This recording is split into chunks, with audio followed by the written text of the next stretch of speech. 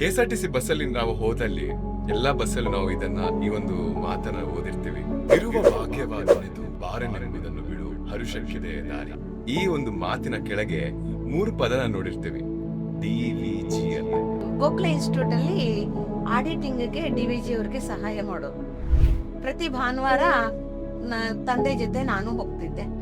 ಹಾಗೆ DVG ಅವ್ರನ್ನ ಎದುರುಗಡೆ ನೋಡಿದೀನಿ. ಹಾಗಾಗಿ ಮಂಕುತಿಮ್ಮನ ಕಗ್ಗ ನನ್ ತುಂಬಾ ಪ್ರೀತಿ ವಿಷಯ. ಎಂಥ ಮಹನೀಯರು ಅಂದ್ರೆ ಅಂತವ್ರನ್ನ ನೀನು ನೋಡ್ಲೇ ಇಲ್ಲ, ಆ ತರದವ್ರನ್ನ. ಹಾಗಾಗಿ DVG ಅವರು ನಿಯರೆಸ್ಟ್ ಅಂಡ್ ಡಿಯರೆಸ್ಟ್ ತಾತನ ತರ ಇದ್ರು ನಂಗೆ. ಪಿಳ್ಳೆ ಚೆನ್ನಾಗಿದ್ಯಾ ಅಂತೆಲ್ಲ ಮಾತಾಡ್ಸೋರು. ಹಾಗಾಗಿ ನಂಗೆ ಅವ್ರನ್ನ ಕಂಡ್ರೆ ಪ್ರೀತಿ. ಮನೇಲಿ ಕಣ್ಮಣಿ DVG ಅಂದ್ರೆ.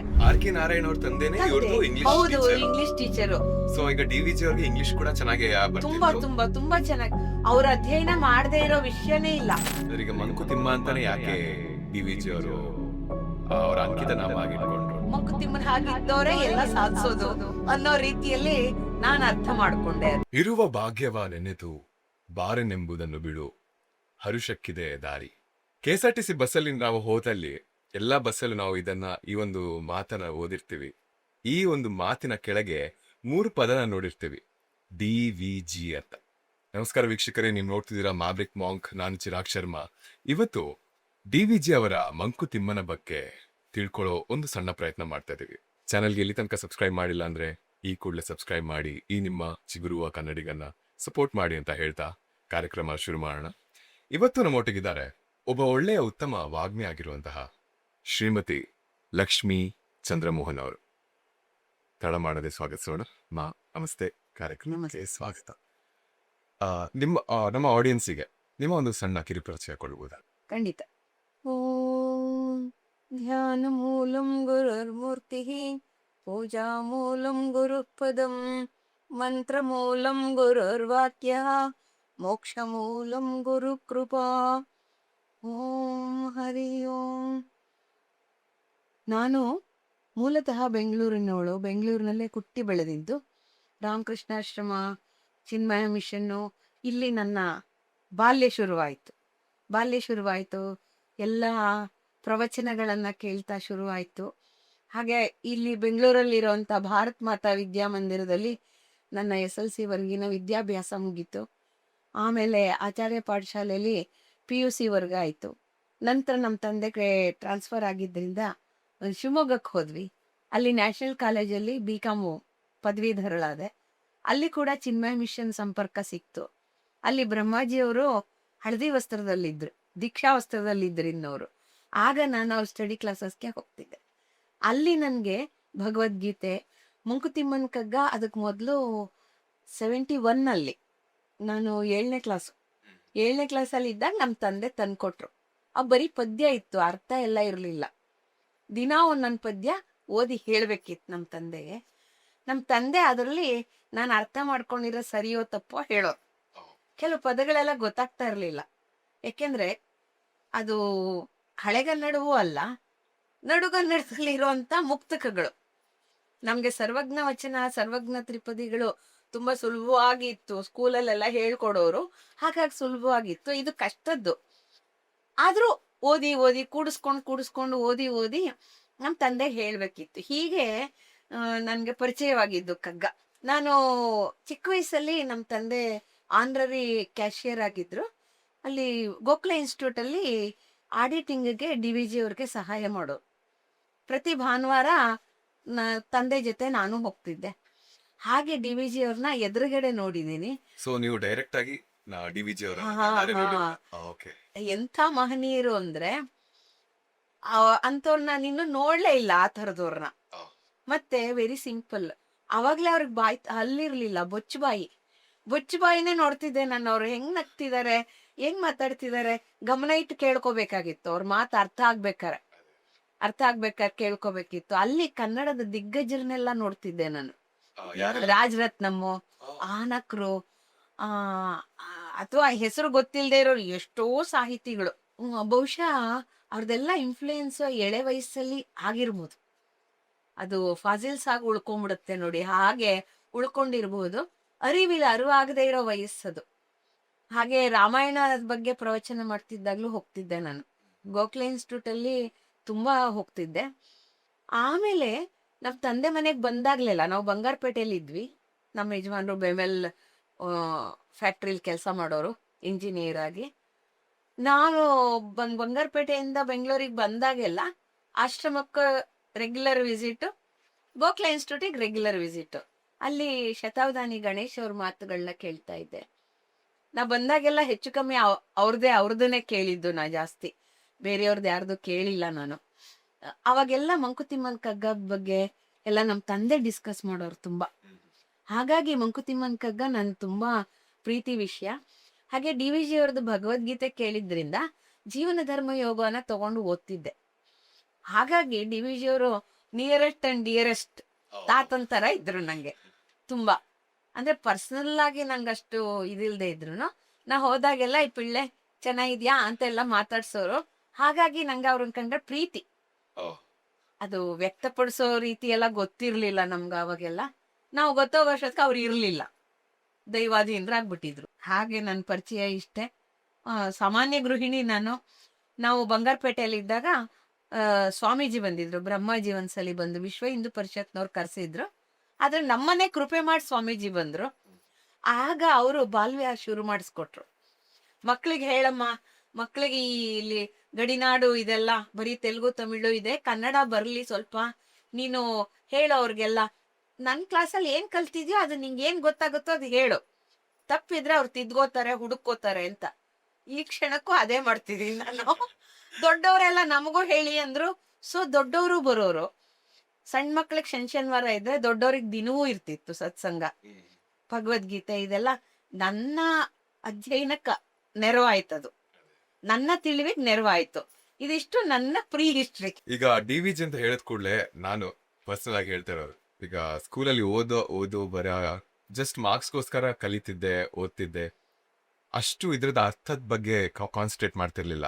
ಅಯ್ಯೋ ಒಂದ್ಸತಿ ಮಾರ್ಕ್ಸ್ ಒಂದು ಸಿಕ್ಕಿದ್ರೆ ಸಾಕು, ಒಂದು ಬಯಾಟ್ ಹೊಡೆದ್ಬಿಡೋಣ, ಅರ್ಥ ಎಲ್ಲ ಇಟ್ಕೊಂಡು ಏನು ಮಾಡೋದ್ನ ಏನಕ್ಕೆ. ಹಾಗೆ ಹಾಗೆ ಜಸ್ಟ್ ನಾನು ಏನ್ ಮಾಡ್ತಿದ್ದೆ, ಮಾರ್ಕ್ಸ್ಗೆ ಮಾತ್ರ ಕಾನ್ಸಂಟ್ರೇಟ್ ಮಾಡ್ತಿದ್ದೆ. ಅದ್ರಲ್ಲಿ ಏನ್ ಅಡಗಿದೆ, ಏನ್ ಪಾಠ ಹೇಳ್ಕೊಡ್ತಿದ್ದಾರೆ ಅಂತ ಯಾವತ್ತೂ ಅರ್ಥ ಹೋಗಿಲ್ಲ ನಾನು. ಆದ್ರೆ ಯಾವಾಗ ಬುದ್ಧಿ ಇನ್ನೂ ಸ್ವಲ್ಪ ಬೆಳೀತೋ ಆವಾಗ ಈ ಒಂದೊಂದು ಪದಗಳಲ್ಲಿ ಇರೋ ಅರ್ಥನ ಹುಡ್ಕಕ್ಕೆ ಶುರು ಮಾಡಿದೆ. ಹಾಗೆ ಇದ್ರ ಮೇಲೆ ಒಂದು ಒಲವು ಹೆಚ್ಚಾಗ್ತಾ ಹೋಯ್ತು. ಸೊ ಈಗ ಡಿ ವಿ ಜಿ ಅವರ ಬಗ್ಗೆ ಒಂದ್ ಸ್ವಲ್ಪ ಹೇಳ್ಬೋದಮ್ಮ? ಅಂದ್ರೆ ಏನು ಅವರ ಕಿರು ಪರಿಚಯ, ಅಂದ್ರೆ ಅವ್ರು ಎಲ್ಲಿ ಹುಟ್ಟಿ ಬೆಳೆದಿದ್ದು, ಅವರ ಜೀವನ ಶೈಲಿ ಹೇಗಿತ್ತು, ಅದ್ರ ಬಗ್ಗೆ ಒಂದ್ಸಲ. ಖಂಡಿತ. ಅವರು ಮೂಲತಃ ತಮಿಳ್ನಾಡಿನವರು. ತಿರುಚಿನಾಪಳ್ಳಿ ಕಡೆಯಿಂದ ಅವಾಗೆಲ್ಲ ಹಿಂದೆಲ್ಲ ವಲಸೆ ಬರೋರು. ಅವಾಗೆಲ್ಲ ಇಷ್ಟು ಜನಸಂಖ್ಯೆ ಇರ್ತಿರ್ಲಿಲ್ಲ. ಕಾಯಿಲೆ ಕಸಾಲೆ ಬಂದಾಗ, ಅಂಟು ಜಾಡ್ಡಿಗಳೆಲ್ಲ ಬಂದಾಗ, ಅಥವಾ ತೊಂದರೆ ಆದಾಗ, ಮನೇಲಿ ಸಾವು ನೋವು ಜಾಸ್ತಿ ಆದಾಗ ಆ ಸ್ಥಳದಲ್ಲಿ ಇರ್ಲಾರ್ದೆ ಬೇರೆ ಕಡೆ ಶಿಫ್ಟ್ ಆಗ್ಬಿಡೋರು, ವಲಸೆ ಬರೋರು. ವಲಸೆ ಹಕ್ಕಿಗಳು ಬಂದಾಗ, ಪ್ಲೇಗ್ ಬಂದಾಗ ಎಲ್ಲ ಹೌದು. ಹಾಗೆ ಒಂದು ಕುಟುಂಬ ಬಂದು ಮುಳ್ಬಾಗಲಿನ ದೇವನಹಳ್ಳಿ ಅನ್ನೋ ಕಡೆ ನೆಲೆಸುತ್ತೆ. ಆ ಕುಟುಂಬದ ಹಿರಿಯರು ಅವ್ರ ಮಕ್ಕಳೇ ದೇವನಹಳ್ಳಿ ವೆಂಕಟರಮಣಯ್ಯನವರು. ಅವ್ರ ಸುಪುತ್ರರೇ ನಮ್ಮ ಡಿ ವಿ ಜಿ. ತುಂಬಾ ಕಷ್ಟ ನಷ್ಟ. ಮನೇಲಿ ಇಬ್ರು ವಿತಂತುಗಳಿದ್ರು, ಅಂದ್ರೆ ಗಂಡನನ್ನ ಕಳ್ಕೊಂಡಿರೋರು. ಇವರು ಮನೇಲಿ ಕಣ್ಮಣಿ ಡಿ ವಿ ಜಿ ಅಂದ್ರೆ ಅಷ್ಟು ಪ್ರೀತಿಯಾದ ಮೊಮ್ಮಗ ಇವರು. ಅಲ್ಲೇ ಇವ್ರದ್ದು ಪ್ರಾಥಮಿಕ ಇದೆಲ್ಲ ಆಗತ್ತೆ, ವಿದ್ಯಾಭ್ಯಾಸ ಆಗತ್ತೆ. ವಿದ್ಯಾಭ್ಯಾಸ ಅಂದ್ರೆ ಅವಾಗ ಅವ್ರಿಗೆ ಹೈಸ್ಕೂಲ್ನಲ್ಲಿ ಆರ್ ಕೆ ನಾರಾಯಣನ್ ಅವರ ತಂದೆ ಆರ್ ಕೃಷ್ಣಮೂರ್ತಿ ಅಯ್ಯರ್ ಅವರು, ಅವ್ರು ಇಂಗ್ಲಿಷ್ ಟೀಚರ್ ಆಗಿರ್ತಾರೆ ಡಿವಿಜಿಗೆ. ಓಕೆ, ಅಂದ್ರೆ ಈಗ ಆರ್ ಕೆ ನಾರಾಯಣ್ ಅವ್ರ ತಂದೆನೇ ಹೌದು, ಇಂಗ್ಲಿಷ್ ಟೀಚರು.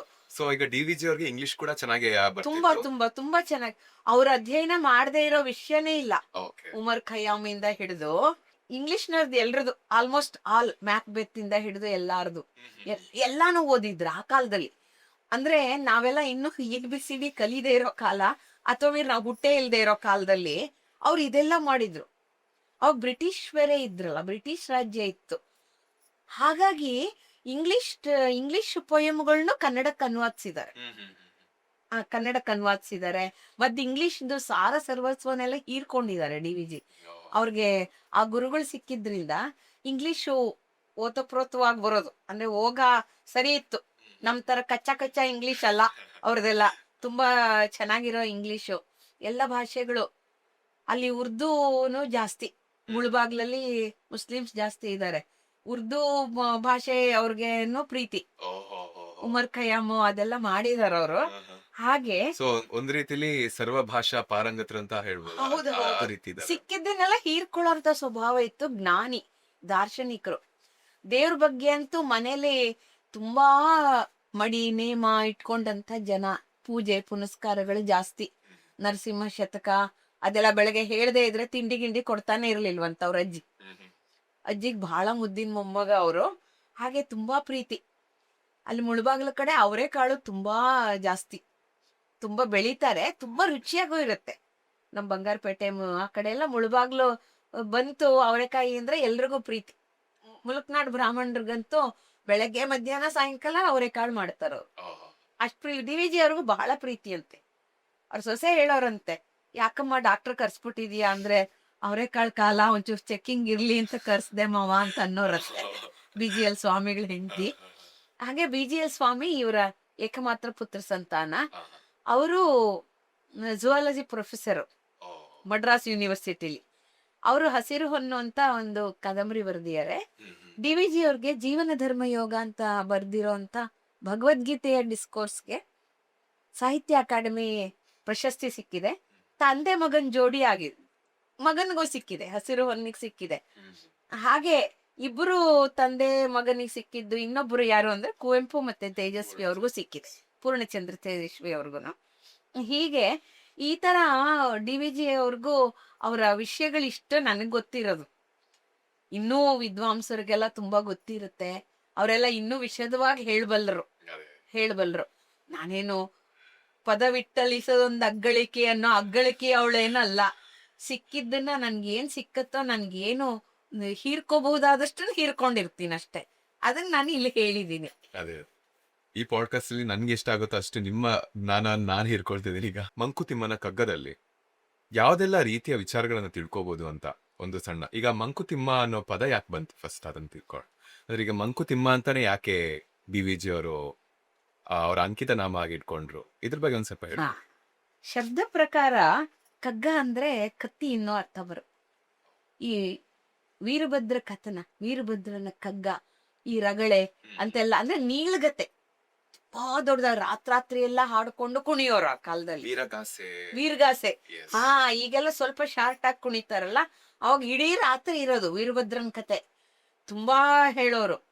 ಕಗ್ಗ ಅಂದ್ರೆ ಕತ್ತಿ ಅಂತಾನೂ ಅರ್ಥ ಬರುತ್ತೆ. ಮಂಕುತನವನ್ನ ಓಡಿಸುವಂತ ಕತ್ತಿ ಕಗ್ಗ. ತಿಮ್ಮ ಅಂದ್ರೆ ಅಜ್ಞಾನಿ ಅಂತಲೂ ಆಗತ್ತೆ, ಇದು ಆಗತ್ತೆ. ಇದು ಒಂದ್ ಅರ್ಥ ಆದ್ರೆ, ಶತಾವಧಾನಿ ಗಣೇಶ್ರವ್ರು ಇನ್ನೊಂದ್ ಅರ್ಥ ಹೇಳಿದ್ರು.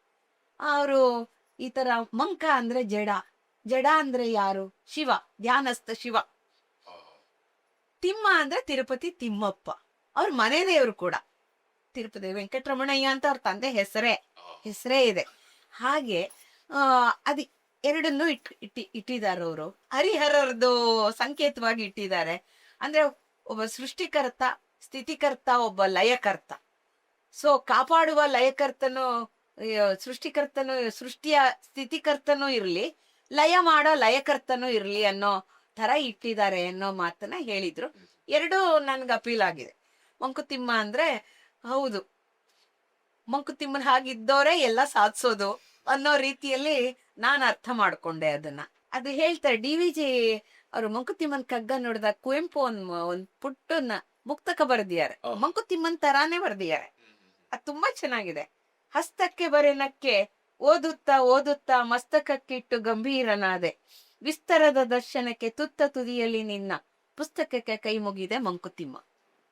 ಅಂದ್ರೆ ಏನು ಅಂದ್ರೆ, ಕೈಗೆ ಬರ್ತಿದ್ದಂಗೆ ನಗು ಬಂತಂತೆ. ಇದೇನಿದು ಕಗ್ಗ ಕೊಟ್ಬಿಟ್ಟಿಯಾರ ನನ್ ಕೈಗೆ, ನಾನ್ ಎಂತ ಕವಿ, ರಾಷ್ಟ್ರ ಕವಿ. ಆದ್ರೆ ಓದ್ತಾ ಹೋದಂಗೆ ತಲೆಗೆ ಕಣ್ಗೊತ್ಕೊಂಡ್ಬಿಟ್ರಂತು.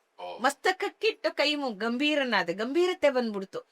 ಅಂದ್ರೆ ಬದುಕಿನ ಇಷ್ಟೊಂದು ದರ್ಶನದ ಮುಖಗಳಿದೆಯಲ್ಲ, ಡೈಮೆನ್ಷನ್ಸ್ ಇದೆಯಲ್ಲ ಅಂತ. ವಿಸ್ತರದ ದರ್ಶನಕ್ಕೆ ಏನ್ ದರ್ಶನ ಅದು? ದಾರ್ಶನಿಕರು ಅಂತಾರೆ. ಅಂದ್ರೆ ಬದುಕು ಮುಂದಿಂದು ಪೀಳಿಗೆಗೂ ಆಗೋ ಹಂಗಿರೋದು ದಾರ್ಶನಿಕತೆ.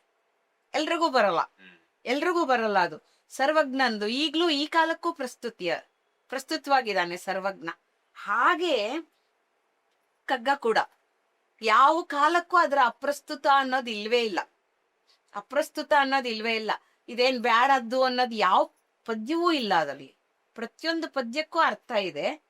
ಕೆಲವು ರಿಪೀಟ್ ಆಗಿದೆ ಅರ್ಥಗಳಷ್ಟೇನೆ. ಅರ್ಥಗಳು ಕೆಲವು ವಿಷದ ಆಗ್ಲಿ ಅನ್ನೋ ಕಾರಣಕ್ಕೆ, ಸರಿಯಾಗಿ ಅರ್ಥ ಆಗ್ಲಿ ಅನ್ನೋ ಕಾರಣಕ್ಕೆ ಮತ್ತೆ ಮತ್ತೆ ಅದೇ ಅರ್ಥ ಇರೋ 3-4 ಪದ್ಯಗಳು ಬರೆದಿದ್ದಾರೆ. ಆ ಪುಸ್ತಕಕ್ಕೆ ಕೈ ಮುಗಿದೆ ಮಂಕುತಿಮ್ಮ. ಕಡೆಯಲ್ಲಿ ಅದು ಎಷ್ಟು ಪೂಜನೀಯವಾಗ್ಬಿಡುತ್ತೆ ಕುವೆಂಪು ಅವ್ರಿಗೆ ಅಂದ್ರೆ ಅಷ್ಟು ಪ್ರೀತಿ ಆಗ್ಬಿಡುತ್ತೆ. ಇದು ರಾಷ್ಟ್ರಕವಿಗಳು ಕೊಟ್ಟಿರೋ ಪ್ರಶಸ್ತಿ ಮಂಕುತಿಮ್ಮನ್ ಕಗ್ಗಕ್ಕೆ. ನನಗ್ ತುಂಬಾ ಇಷ್ಟವಾದ್ದು, ತುಂಬಾ ಇಷ್ಟ ಆಗ್ಬಿಡುತ್ತೆ ನನಗೆ. ಯಾಕೆಂದ್ರೆ ನಾನು ಡಿವಿಷನ್ ನೋಡಿದೀನಿ ಅನ್ನೋ ಒಂದು ಪುಟ್ಟ ಜಂಬ ಬೇರೆ ಇತ್ತು ನಂಗೆ. ಹಾಗಾಗಿ ಅವ್ರು ನೋಡಿದೀನಿ, ನಾ ಅವ್ರ ಕಗ್ಗ ಎಲ್ಲ ಓದಿದೀನಿ ಅಂತ ಖುಷಿ. ಹಾಗೆ ಎಲ್ಲಾರು ಮಾತಾಡೋದು ಕೇಳ್ತಾ ಇರ್ತಿದ್ದೆ. ಆಮೇಲೆ ನನ್ನ ಫ್ರೆಂಡ್ಸ್ ನೀವು ಹೇಳಿ ಮೇಡಮ್ ಅಂದಾಗ ತಿಳಿದಿದ್ದು ಹೇಳ್ತೀನಮ್ಮ ಅಂತ ಹೇಳ್ತೀನಿ. ಈಗ್ಲೂ ಹಂಗೆ ತಿಳಿದಿದ್ದು ಹೇಳ್ತೀನಿ ನಾನು. ಅರ್ಥ ಆಗೋರು ಅರ್ಥ ಮಾಡ್ಕೋತಾರೆ. ಈಗ ಆಧುನಿಕ ಕಾಲದಲ್ಲಿ ಅಂದ್ರೆ ನಮ್ಮ ಜನರೇಷನ್ ಅಲ್ಲಿ ಈಗ ಡಿಪ್ರೆಷನ್ ಅಂತೆ, ಆಂಗ್ಸೈಟಿ, ಟೆನ್ಷನ್, ಅದು ಇದು ಅಂತ ಜಾಸ್ತಿ ಕೇಳ್ಪಡ್ತಿದೀವಿ ಈಗ. ಅಂದ್ರೆ ಮುಂಚಿನ ಕಾಲದಲ್ಲಿ ಇತ್ತೋ ಏನೋ, ಆದ್ರೆ ಅದನ್ನ ಹೇಗೆ ಸರಿದೂಗಿಸ್ಕೋಬೇಕು ಅಂತ ಒಂದು ದಾರಿದೀಪ ಅವ್ರಿಗೆ ಇತ್ತು ಅಂತ ಅನ್ಸುತ್ತೆ ನನಗೆ. ಸೊ ಇದ್ರೆಲ್ಲ ಈ ಎಲ್ಲ ವಿಚಾರದ ಬಗ್ಗೆ ನಮ್ಮ DVG ಅವ್ರು ಏನ್ ಹೇಳಿದ್ದಾರೆ ಅದ್ರ ಬಗ್ಗೆ ಒಂದ್ ಸ್ವಲ್ಪ ಹೇಳ್ಬೋದು. ಈ ಕಾಲಕ್ಕೆ ಅಂದ್ರೆ ಈ ಕಾಲ ಫಾಸ್ಟ್ ಯುಗ. ಎಲ್ಲ ಫಾಸ್ಟ್ ಆಗ್ಬಿಡ್ಬೇಕು.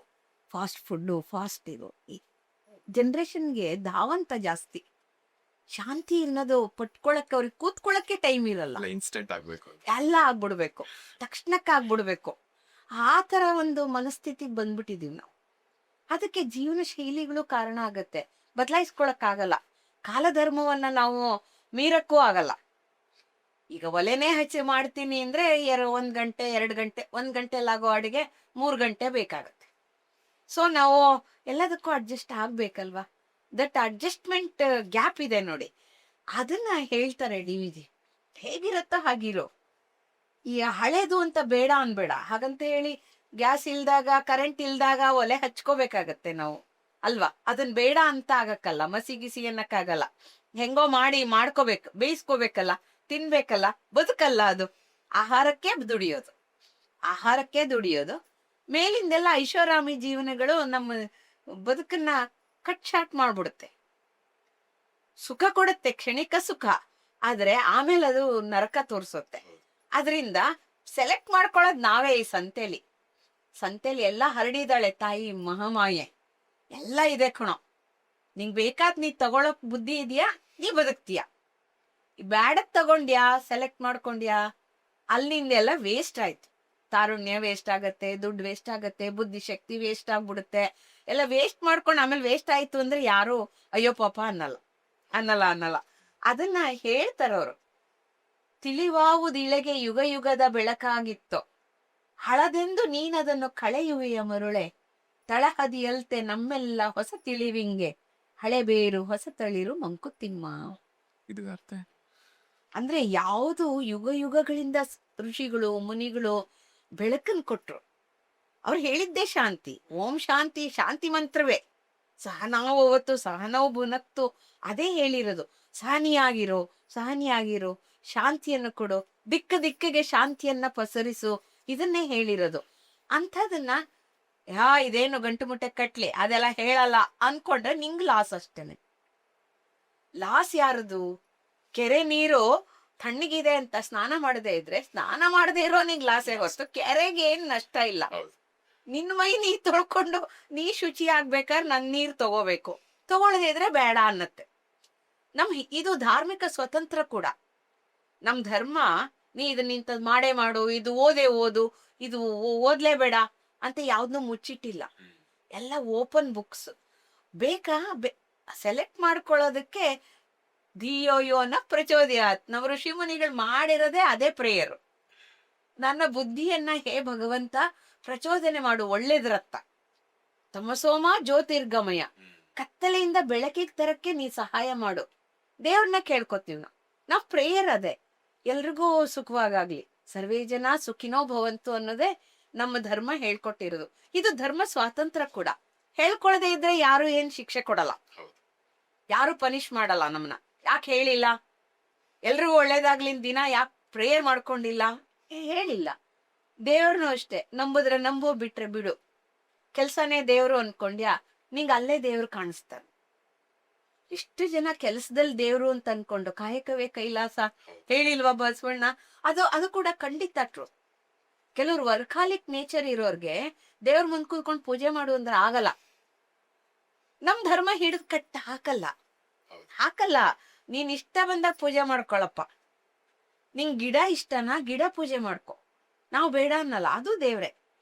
ಆಕ್ಸಿಜನ್ ಕೊಡುತ್ತೆ, ಪ್ರಾಣವಾಯು ಕೊಡುತ್ತೆ ಅಂತೆಲ್ಲ ಹೇಳುತ್ತೆ ಹೊರತು ನಮ್ ಧರ್ಮ ಎಲ್ ನೋಡಿದ್ರು ದೇವ್ರನ್ನೇ ಕಾಣುತ್ತೆ.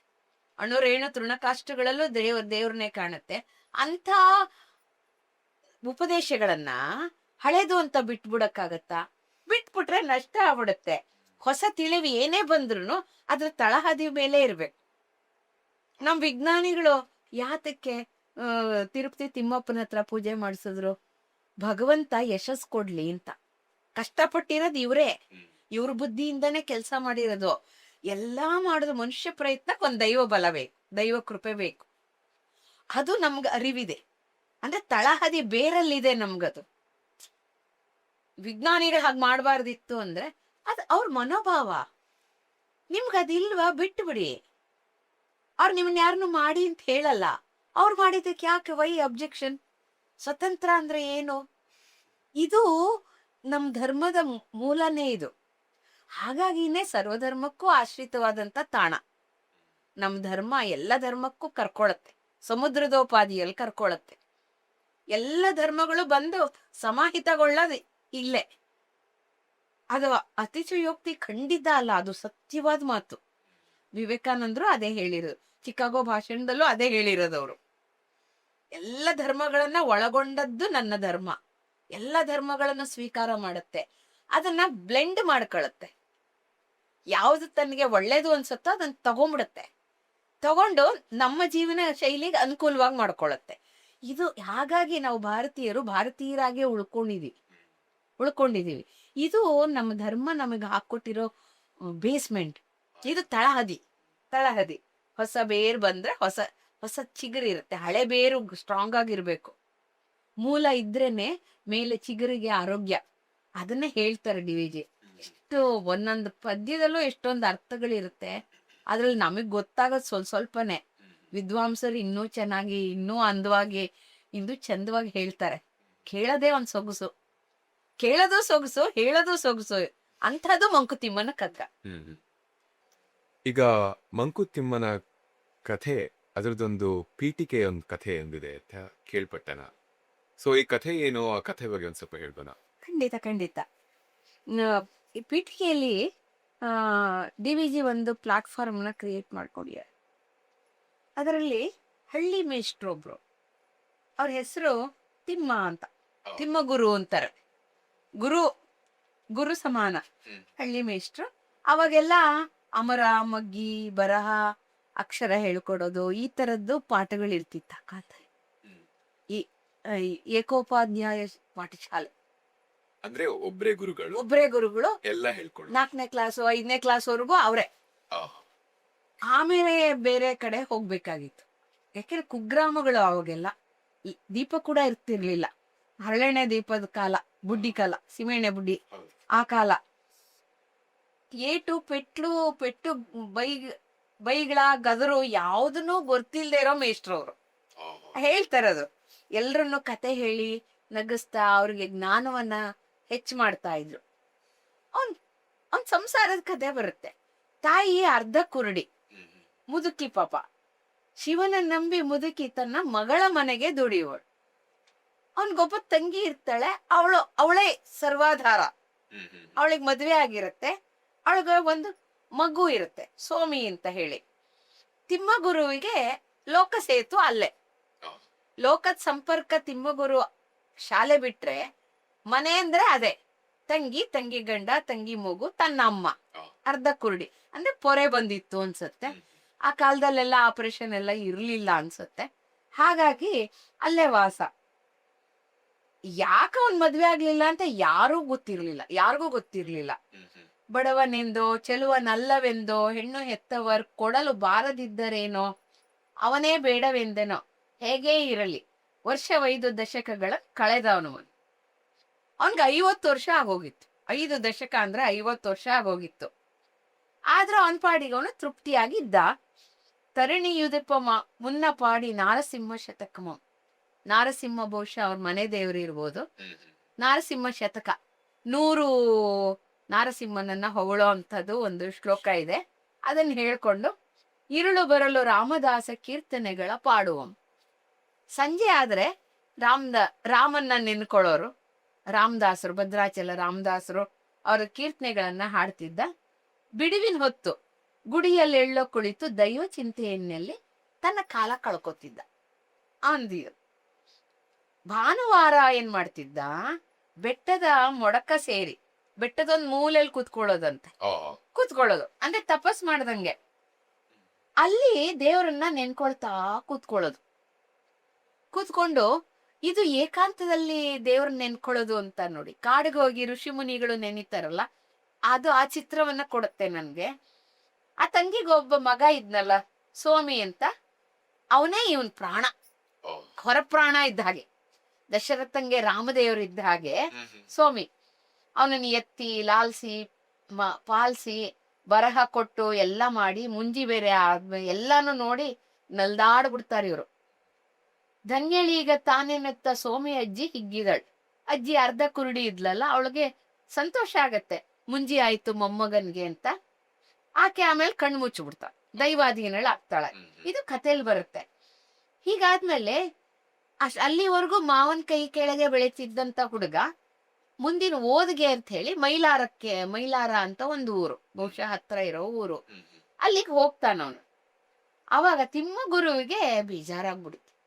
ಅವನ ಅಷ್ಟೊಂದು ಉದಾಸೀನವಾಗಿ ಬದುಕನ್ನು ನೋಡ್ದೋ ಮನುಷ್ಯನ್ಗೆ ಒಂದೇ ಒಂದು ಅಲ್ಟು ಪುರ್ಲೆ, ಈ ಮಮತೆ ವಾತ್ಸಲ್ಯ ಅನ್ನೋದು ಕೂಡ ಬಾಧೆ ಕೊಡುತ್ತೆ ಅಂತಾರಲ್ಲ, ಹಾಗಾಗ್ಬಿಡುತ್ತೆ.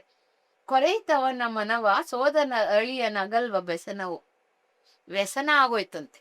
ಸೋದರಳಿಯ ಪುಟ್ ಮಗು ನನ್ನ ಆಡಿಸ್ತಿದ್ದೆ, ಆ ಮಗು ಸ್ಕೂಲ್ಗೆ ಹೊಟ್ಟೋದ್ರೆ ಮಕ್ಕಳು ತಾಯಿ ಅಳೋದ್ ನೋಡಿದೀನಿ ನಾನು. ಮಗು ಆಡ್ಕೊಂಡಿರ್ತಿತ್ತು, ಸ್ಕೂಲ್ಗೆ ಹೊಟ್ಟೋಯ್ತು ಅಂತ ಅಳ್ತಾರೆ. ಕಳಿಸುವಾಗ ಅವು ಅಳ್ತಿದ್ರು ಕಳಿಸ್ತಾರೆ. ವ್ಯಾನ್ ಹತ್ಸ್ ಬಂದು ತಾಯಿ ಅಳ್ತಾರೆ ಕೂತ್ಕೊಂಡು. ಯಾಕೆಂದ್ರೆ ಮಗು ಆಡ್ತಿತ್ತು, ಅಯ್ಯೋ ಅಲ್ಲಿ ಹೇಗಿರುತ್ತೋ ಅಂತ. ಆ ವ್ಯಸನ ಅಂದ್ರೆ ಆ ಟೆನ್ಷನ್ ಅಂತೀವಿ ನಾವು ಈ ಕಾಲದಲ್ಲಿ, ಅದು ವ್ಯಸನ. ಅದು ತಿಮ್ಮಗುರುಗೂ ಆಗೋಯ್ತು. ಇದಾದ್ಮೇಲೆ ಒಂದು 5 ವಾರ ಕಳೆದ್ಮೇಲೆ ಸೋಮಿನ್ ನೋಡಕ್ ಹೋಗ್ತಾನೆ. ಸೋಮಿ ಆಟ ಆಡ್ತಿರ್ತಾನೆ, ಫುಟ್ಬಾಲ್ ಆಡ್ತಿರ್ತಾನೆ ಮೈದಾನದಲ್ಲಿ. ಅವ್ರದ್ದು ವ್ಯತ್ಯಾಸ ಎಷ್ಟಾಗ್ಬಿಡತ್ತೆ ಅನ್ನೋದು 2 ಇದ್ರಲ್ಲಿ ಹೇಳ್ತಾರೆ. ಮಾತು ನಗುವು ನಡಿಗೆ ಯುಡಿಗೆ ಎಲ್ಲ ಕೊಂಚ ಹೊಸ ಬಗೆ, ಹಳೆಯ ಹರಕಿನಂಗಿ ಮಾವೊಂದು. ಸೊ ಈ ಎಷ್ಟೊಂದು ಅಜಗಜಾಂತರ ವ್ಯತ್ಯಾಸ ಅನ್ಸ್ಕೊಡುತ್ತೆ. ಪೇಟೆ ಬದುಕು ಹಳ್ಳಿ ಬದುಕು ವ್ಯತ್ಯಾಸ ಆದಂಗ ಆಗೋಗಿರುತ್ತೆ. ಗೆಳೆಯರೆಲ್ಲ ಹೋಗೋವರೆಗೂ ಸೋಮಿ ಸುಮ್ಮನೆ ಇರ್ತಾನೆ. ಆಮೇಲೆ ಸೋಮಿ ಏನ್ ಮಾಡ್ತಾನೆ, ಸೋಮಿ ಮಾವನ್ನ ಅದೇ ಹಳೆ ಸಲ್ಗೆಲ್ ಮಾತಾಡಿಸ್ತಾನೆ. ಅವಾಗ ಮಾವಂಗ್ ತೃಪ್ತಿ ಆಗುತ್ತೆ, ಇವನು ಬದ್ಲಾಗಿಲ್ಲ, ನನ್ನ ಸೋದರ ಅಳಿಯ ಪುಟ್ಟ ಮಗು ಅವನ ಹಂಗೆ ಇದ್ದಾನೆ ಅಂತ ತೊಡೆ ಮೇಲೆ ಮಲಗಿಸ್ಕೊಂಡು ತಟ್ಟಿ ತಾನ್ ತಂತಿದ್ದು ತುಪ್ಪ ಏನೇನೋ ತಿಂಡಿ ತಂದಿರ್ತಾನೆ ಎಲ್ಲಾನು ಕೊಟ್ಬಿಟ್ಟು ಎಲ್ಲ ಕೊಟ್ಟು, ನಾ ಹೊರಡ್ತೀನಿ, ನಾನು ಊಟ ಮಾಡಲ್ಲ ಏಕಾದಶಿ ಅಂತ ಹೇಳ್ಬಿಟ್ಟು ಊರಿಗೆ ಹೊರಟ್ಬಿಡ್ತಾನೆ. ಊರಿಗೆ ಹೊರಟದ್ಮೇಲೆ ಒಂದು ಕಾಗದ ಬರೆದಿಟ್ಬಿಟ್ಟು ತಿಮ್ಮಗುರು ತಿರುಪ್ತಿಗೆ ಹೋಗಿ, ಕಾಗದ ಅಂದ್ರೆ ವಿಲ್ ಬರ್ದಂಗೆ, ವಿಲ್. ನೀವದಾರು ಮೆನ್ನ ತುಂಬಾ ನೆನೆಯದಿರಿ, ನನ್ನನ್ನು ಯಾರೋ ನೆನ್ಕೋಬೇಡಿ, ಮರೆಯದಿರಿ, ಮರೀಲೂ ಬೇಡಿ. ಪ್ರೇಮ ಉಕ್ಕಿ ಬೆಸನ ಕುದಿದೊಡೆ ದೀಪವೊಂದನ್ನು ಸೋಮಶಿವನ ಗುಡಿಯಲ್ಲಿ ಇರಿಸಿ ದೇವಗೆ ನಮೋ ಎನ್ನಿ. ತುಂಬಾ ನನ್ ನೆನಪು ಬಂದು ನಿಮ್ಗೆ ವ್ಯಸನ ಆಗ್ಬಿಟ್ರೆ, ದುಃಖ ಆಗ್ಬಿಟ್ರೆ ಒಂದ್ ದೀಪ ಹಚ್ಚಿ ದೇವ್ರ ಮುಂದಿನ ದೀಪ ಆದ ನಮ್ಮಣ್ಣ ಅಂತ ಅನ್ಕೊಂಬಿಡಮ್ಮ. ತಂಗಿಗೆ ಬರ್ದಿದ್ದು ಹಾಗೆ. ಸೋಮಿ ಬಂದ್ರೆ ನಾನ್ ಸ್ವಲ್ಪ ನನ್ನ ತತ್ವ ಮಥಿತ, ನನ್ ಬಾಳ್ ಬಂದಿದ್ದೆಲ್ಲ ಒಂದ್ ಬರ್ದಿಟ್ಟಿದೀನಿ ನನ್ನ ರೂಮಲ್ಲಿ. ಒಂದ್ ಕಂತೆ ಪೇಪರ್ಗಳ ಒಂದರ ಸ್ವಲ್ಪ ಕಂತೆಗಳನ್ನ ಬರ್ದಿಟ್ಟಿನಿ ಸ್ವಲ್ಪ ಹೊತ್ತಿಗೆನ. ಇದು ಸೋಮಿ ತಗೊಳ್ಳಿ, ಸೋಮಿಗೆ ಸೇರ್ಬೇಕಾದ್ದು, ವಿದ್ಯಾವಂತ ಅವನು. ಇವರೆಲ್ಲ ವಿದ್ಯೆ ಇಲ್ದೋರು, ಇವ್ರಿಗೆ ಕೊಟ್ರೆ ಉಪಯೋಗ ಇಲ್ಲ, ಬರೀ ಪೇಪರ್ ಆಗ್ಬಿಡುತ್ತೆ. ಆಮೇಲೆ ಒಲೆಗಿಲೆ ಹಚ್ಬಿಟ್ರೆ ಕಷ್ಟ. ಅದ್ರದ್ದು ಮಹತ್ವ ಗೊತ್ತಿರಲ್ವಲ್ಲ. ಹಿಂದೆಲ್ಲ ತಾಳೆಗರಿ ಓಲೆಗಳು ಹೀಗೆಲ್ಲ ಆಗಿವೆ. ಅದು ಹೇಳ್ತಾರೆ ಇದು ಸೋಮಿಗೆ ಸೇರ್ಬೇಕು ಅಂತ. ಸೋಮಿ ನೋಡ್ತಾನೆ. ನೋಡಿದಾಗ ಅವನ್ಗೆ ತುಂಬಾ ಖುಷಿಯಾಗ್ಬಿಡುತ್ತೆ. ಒಳ್ಳೆ ಉಪಾಧ್ಯಾಯ ನಮ್ಮ ಮಾವ, ಇಷ್ಟು ಚಂದದ ಮುಕ್ತಕಗಳನ್ನ ಬರೆದಿದಾರಲ್ಲ ಅಂತ ಹೇಳಿ ಸ್ನೇಹಿತರಿಗೆಲ್ಲ ಬರೆದು ತೋರಿಸ್ತಾರೆ. ತೋರಿಸ್ದಾಗ ಸ್ನೇಹಿತರೆಲ್ಲ ತುಂಬಾ ಖುಷಿ ಪಡ್ತಾರೆ. ಅದು ಈ ಹೊತ್ತಿಗೆ ಆಯ್ತು ಅನ್ನೋ ರೀತಿಯಲ್ಲಿ ಈ ಪೀಠಿಗೆ ಬರುತ್ತೆ. ಪೀಠಿಗೆ ಬರುತ್ತೆ. ಆ ಇದು ಮಂಕುತಿಮ್ಮನ ಕಗ್ಗದ ಪೀಠಿಕೆಯ ಕತೆ. ಈಗ ಒಂದು ಕಗ್ಗಗಳಲ್ಲಿ ಇನ್ನೊಂದು ಈ ಕಾಲಕ್ಕೆ ನಮ್ಮ ಈ ಆಧುನಿಕ ಕಾಲಕ್ಕೆ ಅನುಗುಣ ಆಗುವಂತ ಒಂದು ಕಗ್ಗ, ಇನ್ನೊಂದು ಕಗ್ಗದ್ದು ಬಗ್ಗೆ ಹೇಳ್ಬೋದಾ? ಅಂದ್ರೆ ಕಗ್ಗ ಹೇಳಿ ಅದರದೊಂದು ಅರ್ಥ ಖಂಡಿತ. ಪ್ರತಿಯೊಂದು ಪದ್ಯವೂ ಅದರದೇ ಆದಂತ ಒಂದು ದರ್ಶನವನ್ನ ಹೊಂದ್ಕೊಂಡಿದೆ. ಅದರಲ್ಲಿ ಯಾವ್ದು ಬಿಡೋದು ಯಾವ್ದು ಹೇಳೋದು ಅನ್ನೋದು ಗೊತ್ತಾಗಲ್ಲ. 700 ಪದ್ಯಗಳಿದೆ. ಅದು 700 ಪದ್ಯಗಳಲ್ಲಿ ಕೆಲವು ಪದ್ಯ ಈ ಕಾಲಕ್ಕೆ ಸರ್ವಕಾಲಕ್ಕೂ ಪ್ರಸ್ತುತವೇ. ಆದ್ರೆ ಈ ಕಾಲಕ್ಕೆ ಇದ್ದಿದ್ರಲ್ಲಿ ಸ್ವಲ್ಪ ನನಗನ್ಸಿದ್ದನ್ನು ಬರ್ದಿದ್ದೀನಿ, ಬರ್ಕೊಂಬಂದಿದ್ದೀನಿ. ವಿಷಮವಾದೊಂದು ಜೀವನ ಧರ್ಮ ದರ್ಶನವ ಉಸಿರಿಕೊಳ್ಳೆ ತನ್ನ ಮನಸ್ಸಿಗೆ ತಾನೇ ಬಗೆದು ನಿಸದವಂ ಗ್ರಂಥಾನುಭವಗಳಿಂದ ಆರಿಸುತ್ತ ಪಸದೆನಿ ಕಗ್ಗವನು ಮಂಕುತಿಮ್ಮ. ಅಂದ್ರೆ ನನ್ನ ಜೀವನ ಧರ್ಮಕ್ಕೆ ಅನುಗುಣವಾಗಿ, ಅಂದ್ರೆ ನನ್ನ ಮಾನಸಿಕವಾದ ಧರ್ಮ ಒಂದಿರುತ್ತಲ್ಲ, ಸ್ವಭಾವ, ಅದಕ್ಕೆ ಅನುಗುಣವಾಗಿ ನಾ ಜೀವನವನ್ನು ಹೇಗೆ ಕಂಡಿದ್ದೀನಿ, ಅದು ದರ್ಶನ. ಇದು ಒಬ್ಬೊಬ್ಬರದು ಒಂದೊಂದು ಬಗೆ ಇರುತ್ತೆ. ಕುರುಡ್ರು ಆನೆ ಮುಟ್ಟು ನೋಡ್ದ ಹಾಗೆ, ಕಾಲು ಮುಡ್ದವನು ಕಂಬ ಇದ್ದಂಗಿದೆ ಅನ್ಕೊಂಡ, ಬಾಲ ಮುಡ್ದವನು ಹಗ್ಗ ಇದ್ದಂಗಿದೆ ಅನ್ಕೊಂಡ, ಕಿವಿ ಮುಡ್ದವನು ಮೊರ ಇದ್ದಂಗಿದೆ ಅನ್ಕೊಂಡ, ಹೊಟ್ಟೆ ಮುಡ್ದವನು ಬಂಡೆ ಇದ್ದಂಗಿದೆ ಜೀವನ ಅನ್ಕೊಂಡ. ಆ ತರ ದರ್ಶನಗಳಿದು. ಅವ್ರವ್ರಿಗೆ ದಕ್ಕಿದಷ್ಟು ಸಿಕ್ಕಷ್ಟು ಸೀರುಂಡೆ. ಇಷ್ಟ ಅರ್ಥ ಮಾಡ್ಕೋತೀವೋ ಅಷ್ಟೇ ಸಿಗೋದು. ಅದನ್ನ ಹೇಳ್ತಾರೆ. ಉಸಿರಿಕೊಳೆ ತನ್ನ ಮನಸ್ಸಿಗೆ ತಾನೇ ಬಗೆದು. ನನ್ನ ಜೀವನದ ಕಥೆಯನ್ನ, ನಾನ್ ದರ್ಶನ ಕಂಡಿದ್ದನ್ನ ನಾನೇ ಹೇಳ್ಕೊಳಕ್ಕೋಸ್ಕರ ಎಲ್ರು ಡೈರಿ ಬರ್ಕೋತಾರ ನೋಡಿ, ಆ ತರ ಇದೊಂದು ಡೈರಿ, ಜೀವನ ದರ್ಶನದ ಡೈರಿ. ಅದಕ್ಕೊಂದ್ ಪದ್ಯದ ರೂಪ ಕೊಟ್ಟಿದ್ದಾರೆ ಅವರು. ನಿಸದವಂ, ಸತ್ಯ ಅನ್ನಸಿದ್ದನ್ನ, ಗ್ರಂಥ ಅನುಭವ, ಬೋತ್ ಓದಿನಿಂದನೂ ನಂಗೆ ಅದು ಅನುಭವಕ್ಕೆ ಬಂದಿದೆ, ಎಕ್ಸ್ಪೀರಿಯನ್ಸು ಆಗಿದೆ, ನನ್ನ ಅನುಭವಕ್ಕೂ ಬಂದಿದೆ. ಅದನ್ನ ಆರಿಸ್ಕೊಂಡು ಈ ಪದ್ಯಗಳನ್ನ ಹೊಸದಿದ್ದೀನಿ, ಒಡಬಳೆ ಹೊಸಿತೀವಲ್ಲ ಹಾಗೆ ಅದನ್ನ ಒಂದು ಮಾಲೆಕ್ ತರ ಮಾಡಕ್ಕೆ ಒಂದೊಂದು ಮುಕ್ತಕಗಳಾಗಿ ಮಾಡಿದೀನಿ ಅನ್ನೋ ಅಂತ ಮಾತನ್ನ ಇಲ್ಲಿ ಬರತ್ತೆ. ಇದು ಎಲ್ರಿಗೂ ಅಪ್ಲೈ ಆಗೇ ಆಗತ್ತೆ, ಈ ಕಾಲಕ್ಕೂ ಬೇಕಾಗುತ್ತೆ. ಯಾಕೆಂದ್ರೆ ನಮ್ ನಡೆದು ಬಂದ ದಾರಿ ನಾವು ನೋಡ್ಕೊಳ್ದೆ ಇದ್ರೆ ಸಾಧ್ಯವೇ ಇಲ್ಲ. ಭ್ರಮರ ಅಂತ ರಾಜರತ್ನ ಮುಂದ್ ಬರೆಯೋರು, ಅದ್ರಲ್ಲಿ ಅವ್ರು ಹೇಳ್ತಾರೆ ವಾಚ್ ಅನ್ನಕ್ಕೆ, watch your action, watch your time, watch your character, watch your honesty. ನಿನ್ ಪ್ರಾಮಾಣಿಕತೆನ, ನಿನ್ ಟೈಮ್ನ ನೀನ್ ವಾಚ್ ಮಾಡ್ಕೊ, ಬೇರೆಯವ್ರು ವಾಚ್ ಮಾಡೋದಲ್ಲ. ಇದು ವಾಚ್ ಅನ್ನೋ ಶಬ್ದದ ಅರ್ಥ ಅಂತ ಹೇಳಿದ್ರು. ಈಗ್ಲೂ ವಾಚ್ ನೋಡಿದ ತಕ್ಷಣ ನಂಗೆ ಅದ್ ನೆನಪಾಗತ್ತೆ. ಇದೆಲ್ಲ ಆಣಿಮುತ್ತುಗಳಿದ್ದ ಹಾಗೆ ಆರ್ಸಿ ಇಟ್ಕೊಂಡು ನೆನಪಿನ ಆಳದಲ್ಲಿ ಕುದುಗಿಸ್ಕೊಂಡಿರ್ಬೇಕಾದಂಥದ್ದು. ಹಾಗೆ ಕಗ್ಗದಲ್ಲಿ ಇದೆ ಇನ್ನೊಂದು, ಅಂದ್ರೆ ಓರ್ವ ನಾನೆಂದು ನೀನೆಂತು ತಿಳಿವೆ, ಯಾರು ಬೇಡ ನಾನೊಬ್ಬನೇ ಅಂತ ಯಾಕೆ ತಿಳ್ಕೊತೀಯ, 100 ವರ ಅಣಗಿಯಾರೋ ನಿನ್ನ ಆತ್ಮಕೋಶದಲ್ಲಿ ನೀನೊಬ್ಬನೇ ಇದೆಯಾ, ಆ ನೆನಪಿನ ಫಾಸಲ್ಸ್ ಜನ್ಮಾಂತರದೆಲ್ಲ ಇದೆಯಲ್ಲ, ನೀ ಇದು ಓದ್ಬೇಕಾರೆ ಇದು ಇಂಟ್ರೆಸ್ಟು, ಇದು ಬೇಕು ಅದು ಬೇಕು ಅನ್ನೋಕೆ ಏನ್ ಕಾರಣ? ಯಾವುದು ಹಿಂದೆ ಆಗಿಲ್ವೋ ಅದು ಮುಂದೆ ಆಗತ್ತೆ ಅನ್ನೋದು ನಮ್ ಧರ್ಮ ಹೇಳುತ್ತೆ. ಹಾಗೆ ಪೂರ್ವಿಕರು, ಜತೆಯೋರು, ಬಂಧು ಸಖ ಶತ್ರುಗಳು ಸರ್ವರಿಂ ನಿನ್ನ ಗುಣ ಮಂಕುತಿಮ್ಮ. ಎಲ್ರಿಂದನೂ ನೀ ಗುಣ ತಗೊಂಡಿದ್ಯಾ, ಯಾವ್ದು ಇಷ್ಟ ಆಗುತ್ತೋ ಅದನ್ನ ಅಕ್ವೈರ್ ಮಾಡ್ಕೋತೀವಿ ನಾವು. ಆ ತಗೊಳ್ಳೋ ಗುಣ ಒಂದು ಇರೋದ್ರಿಂದನೇ ನೀನು ಒಬ್ಬನೇ ಆಗಕ್ ಸಾಧ್ಯವೇ ಇಲ್ಲ. ಸುತ್ತಲಿರೋ ಪರಿಸರ, ಜನರು, ಅವರ ಎಲ್ಲರ ನಮ್ಮಲ್ಲಿ ಪ್ರಭಾವ ಆಗತ್ತೆ. ಎಲ್ರ ಪ್ರಭಾವನೂ ಆಗೇ ಆಗತ್ತೆ. ಬೇಡ ಅಂದ್ರೂ ಆಗತ್ತೆ, ಬೇಕು ಅಂದ್ರೂ ಆಗತ್ತೆ. ಸೆಲೆಕ್ಟ್ ಮಾತ್ರ ಇಟ್ಕೊಳ್ಳೋದು ಯಾವ್ದನ್ನ ಅನ್ನೋದು ಮಾತ್ರ ನಾವು ಸೆಲೆಕ್ಟ್ ಮಾಡ್ಕೋಬಹುದು. ಅದು ಕೆಲವು ಆಯಾಚಿತವಾಗಿ ಬಂದ್ಬಿಡುತ್ತೆ. ಈ ಕೆಟ್ಟ ಪದಗಳು ಬೇಗ ಅಟ್ರಾಕ್ಟ್ ಮಾಡುತ್ತವೆ. ಹಾಗಂತ ಹೇಳಿ ಬುದ್ಧಿಪೂರ್ವಕವಾಗಿ ಬಿಡ್ಬೇಕು ಅದನ್ನ. ಇದು ಸರಿಯಲ್ಲ, ಇದು ತಪ್ಪು ಅಂತ ಹೇಳಿ ಬಿಡ್ಬೇಕಾಗತ್ತೆ.